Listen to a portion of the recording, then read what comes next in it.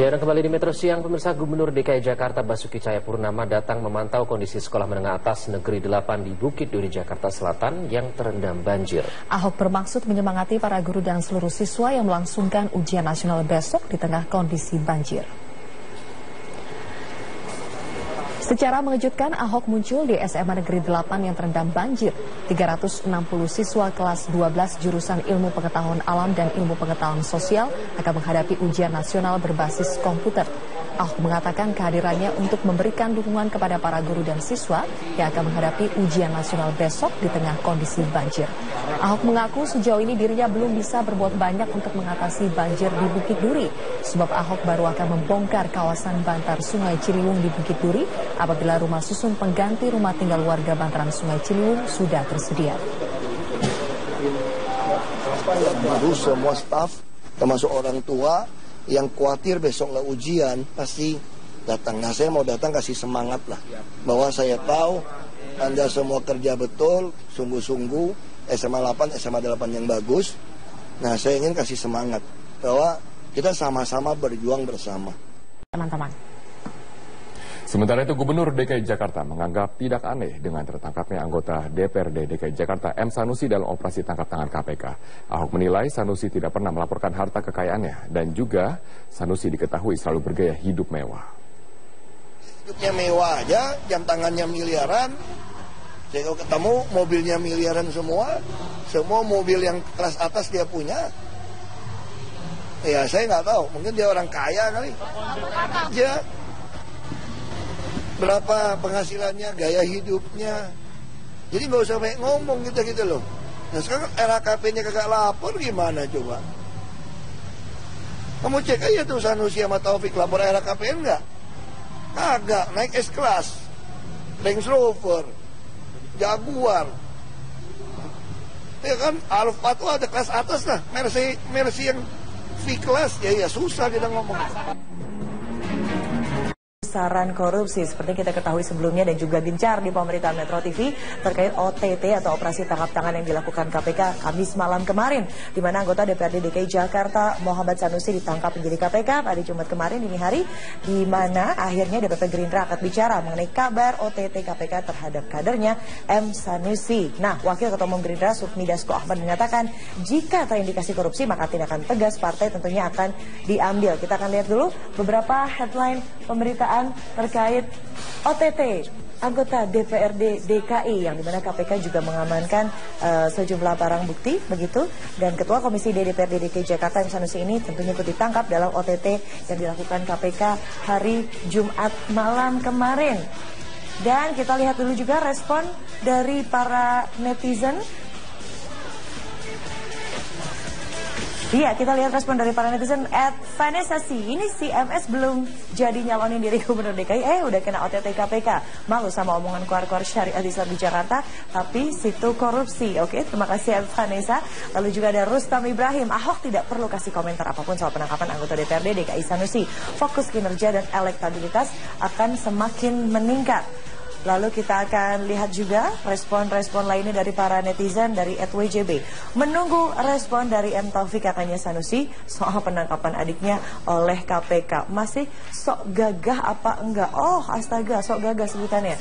Kantor kakak Sanusi M. Taufik DKI juga disegel KPK. Besar kemungkinan akan diumumkan sebagai tersangka juga hari ini. Kalau kita melihat tren yang selalu dilakukan KPK, kita mendengar mengenai Jumat Keramat. Nah, kita akan nantikan juga pengumuman resmi dari KPK. Namun sebelum itu, kita akan langsung bergabung dengan rekan Syaza Wisastro yang saat ini sedang berada di gedung KPK. Selamat siang Syaza, bisa mendengar suara saya?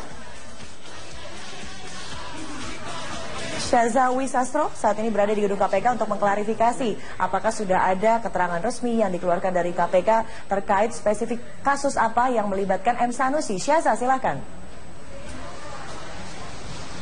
Ya, Widya, memang hingga saat ini kami belum mendapatkan informasi mengenai kasus apa, kasus yang membelit Muhammad Sanusi yang ditangkap oleh KPK Kamis malam yang lalu. Memang tadi pagi pimpinan KPK Agus Raharjo telah menyatakan bahwa hari ini dijadwalkan akan dilakukan konferensi pers terkait dengan operasi tangkap tangan yang dilakukan KPK terhadap Muhammad Sanusi ini Kamis malam yang lalu.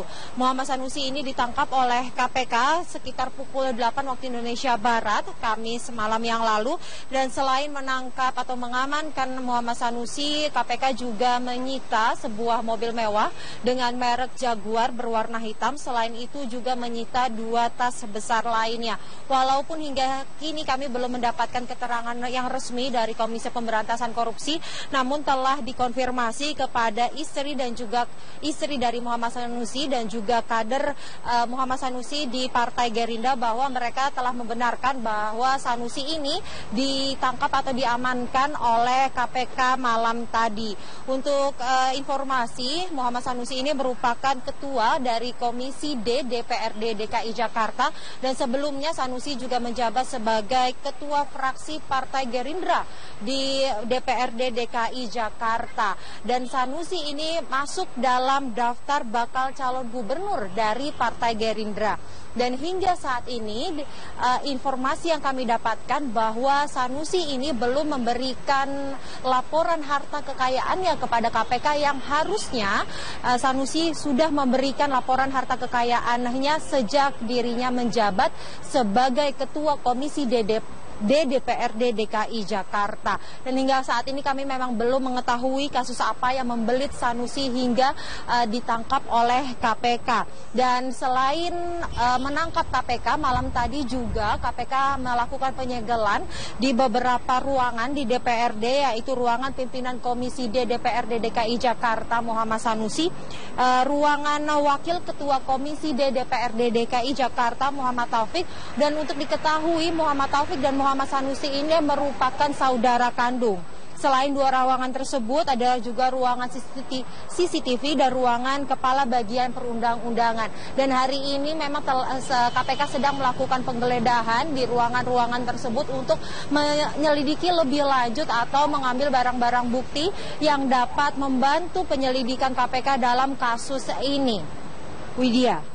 Baik, terima kasih rekan Syaza Wisastro. Kami akan nantikan tentunya perkembangan informasi terkait M. Sanusi yang sudah ditetapkan tersangka oleh KPK. Terima kasih Syaza. Dan ternyata tidak semua orang ini terkejut atas dugaan korupsi yang dilakukan oleh anggota DPRD. Salah satu contohnya ada Basuki Cahayapurnama alias Ahok yang mengatakan bahwa katanya si lifestyle dari M. Sanusi ini sangat memungkinkan untuk dirinya terindikasi mengenai tindak pidana korupsi. Seperti apa pernyataan Basuki Cahayapurnama? Mari sama-sama kita saksikan. Mewah aja, jam tangannya miliaran. Saya kalau ketemu mobilnya miliaran semua mobil yang kelas atas dia punya. Ya saya nggak tahu, mungkin dia orang kaya kali. Ya, berapa penghasilannya, gaya hidupnya. Jadi nggak usah banyak ngomong gitu loh.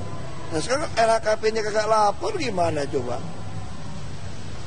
Kamu cek aja tuh Sanusi sama Taufik lapor LHKPN nggak? Kagak, naik S-Class, Range Rover, Jaguar. Ya kan, Alfa tuh ada kelas atas lah, Mercy yang V-Class, ya susah kita ngomong. Lalu ada S-Class, lalu ada Jaguar, lalu jam tangan Felipe Massa limited edition yang katanya KW tapi belum melaporkan LHKPN. Coba kita akan langsung konfirmasi dengan Lalola Ister, peneliti dari ICW. Selamat siang Lalola, bisa mendengar suara saya? Lalola Ister, kami akan mengkonfirmasi mengenai gaya hidup dari para pejabat yang terhormat. Lalola, kalau kita ingat beberapa bulan lalu kita membahas mengenai tabiat dari para anggota DPR yang hobi korupsi. Nah sekarang ada juga nih di pusaran DPRD. Lalola, nggak kapok ya teman-teman ini Lalola? Ya, sebetulnya kan kalau bicara soal gaya hidup sudah sejak lama jadi permasalahan. Artinya begini, kenapa kemudian KPK juga concern soal laporan LHKPN? Ini antara lain juga kan untuk cross check apakah memang pendapatan yang diperoleh secara resmi oleh anggota DPR maupun pejabat negara atau aparat penegak hukum itu sudah sesuai dengan dengan profil pekerjaannya gitu. Artinya pendapatan resmi itu berbanding lurus dengan gaya hidup yang dimiliki. Sehingga jika kemudian ada gaya hidup yang diduga melampaui kemampuan dari yang bersangkutan untuk memiliki gaya hidup tertentu, nah itu patut diduga bahwa ada pendapatan-pendapatan lain yang tidak dilaporkan kepada KPK lewat LHKPN-nya. Gitu. Oke, Lola, sorry, dikonfirmasi gaya hidup tertentu itu seperti apa sih? Apakah sama dengan yang tadi disebutkan oleh Ahok, mengendarai kendaraan-kendaraan bermobil atau bermerek mewah begitu, mempunyai jam tangan dengan harga 5 miliar rupiah, Lola, atau seperti apa? Ya, bisa dibilang seperti itu, tapi paling tidak begini, yang paling jelas parameternya adalah yang bersangkutan punya gaya hidup melampaui pendapatannya yang sah. Gitu. Kalau misalnya pendapatan yang sah sebulan hanya 10 juta, tapi dalam 1 bulan itu dia bisa punya pengeluaran lebih dari 10 juta, katakanlah 50 juta. Gitu. Nah itu kan sudah tidak seimbang antara pendapatan dengan pengeluaran yang dilakukan. Profilnya itu tidak sesuai dengan pekerjaan atau jabatan atau bahkan pendapatan yang dimilikinya. Nah, jika itu sudah dilampaui, nah itu kita patut menduga bahwa ada pendapatan atau penghasilan lain yang patut diduga juga berasal dari sesuatu yang tidak sah atau dari hal yang tidak dilaporkan dalam LHKPN-nya. Nah, baik Lola, ini juga mungkin yang menjadi salah satu alasan tidak segera untuk melapor ke LHKPN. Padahal kita ketahui ada 4 periode dalam jabatan tertentu seorang pejabat untuk wajib melaporkan LHKPN. Atau jangan-jangan sekarang kita sudah bisa mencari pola. Ini teman-teman yang bandel, yang susah untuk melaporkan LHKPN harusnya diperiksa saja. Begitu tuh seperti apa, Lola? Ya, memang ada kekurangan dalam peraturan perundang-undangan yang kita miliki sekarang. Undang-undang Tipikor itu tidak mengakomodasi apa yang disebut dengan norma illicit enrichment. Norma ini sebetulnya sudah kita tanda tangani gitu ya. Artinya kita sudah sahkan dari Konvensi Internasional PBB soal anti korupsi. Tapi tidak ada peraturan turunan di level nasional. Apa sih kepentingannya norma illicit enrichment ini? Sebetulnya bisa menjerat orang-orang yang punya profil kekayaan di luar kewajaran, gitu ya. Di luar kewajaran ini seperti yang sudah saya sampaikan tadi, bahwa ada profil pendapatan yang tidak sesuai dengan profil pengeluaran atau gaya hidupnya, gitu. Nah, memang ada kesulitan karena kita tidak punya pasal yang mengatur soal norma ini, sehingga kita tidak bisa serta-merta memeriksa orang-orang yang tanda kutip punya kekayaan melampaui kemampuannya, gitu.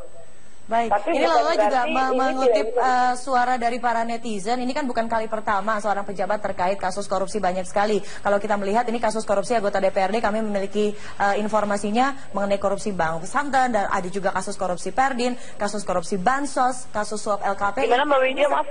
Seperti tidak ada jeraknya begitu, padahal sudah ada ini beberapa kasus korupsi anggota DPRD juga sudah kami kumpulkan, seperti tidak ada seperti tidak ada efek jera bagi mereka, pada ada konsekuensi hukum yang menunggu, dan juga kita sekarang sedang gencar-gencarnya untuk melawan yang namanya korupsi. Lola, masih saja dilakukan. Ya, sebetulnya kalau bicara soal penjeraan ini ada banyak hal yang bisa berkelindan dan juga saling mempengaruhi. Yang pertama kita bicara soal vonis. Kita agak familiar juga bahwa beberapa waktu yang lalu ICW juga sudah melansir tren vonis di tahun 2015 itu angkanya tidak menyenangkan. Itu rata-ratanya hanya 2 tahun sekian bulan gitu. Itu satu. Kedua, kita juga bicara kalau misalnya bicara pemidanaan, masih banyak remisi atau pembebasan bersyarat yang diberikan dengan cukup mudah kepada terpidana kasus korupsi. Begitu juga baru-baru ini kita juga tentu familiar bahwa ada keistimewaan tertentu yang diterima oleh para terpidana kasus korupsi. Sebetulnya ada mekanisme yang bisa kita tempuh kalau misalnya mau bicara soal penjeraan. Yang pertama kita bicara soal pemiskinan, gitu. Nah, ini sebetulnya kita sudah punya rezim peraturan yang mendukung hal tersebut. Antara lain untuk undang-undang tindak pidana pencucian uang, gitu. Sebetulnya kita berharap bahwa bukan hanya KPK, tapi juga penegak hukum lain untuk menerapkan Undang-Undang Tipikor dan TPPU secara tandem gitu. Karena memang patut diduga setiap tindak pidana korupsi itu pasti diikuti oleh tindak pidana pencucian uang. Gitu. Itu satu, soal pemiskinan. Karena kami khawatir kalau hanya pidana badan, ini kan kalau nanti para terpidana itu keluar dari lapas, mereka masih akan punya kekayaan yang bisa mereka jadikan tumpuan hidup gitu, pun ketika mereka tidak lagi menjabat jabatan tertentu baik di bidang publik maupun privat gitu. Nah, sebetulnya wacana soal kemiskinan ini sepatutnya sudah harus digarap dengan serius gitu ya, terutama oleh penegak hukum. Jadi ini Anda juga menganggap penegak hukum masih belum menunjukkan keseriusan dan juga komitmen untuk memberantas korupsi, begitu apalagi di kalangan para pejabat ya. Lalola? Easter, terima kasih peneliti ICW sudah bergabung dan juga memaparkan beberapa kasus yang ternyata membuat kita tercengang kembali mengenai kelakuan-kelakuan Dewan Rakyat yang terhormat. Terima kasih Lalola, selamat kembali menjalani aktivitas Anda. Dan pemirsa Netizen News masih akan kembali dengan topik kedua mengenai pungli di Pemakaman DKI Jakarta. Benarkah sepertimu? Temukan jawabannya sesaat lagi, tetaplah bersama kami.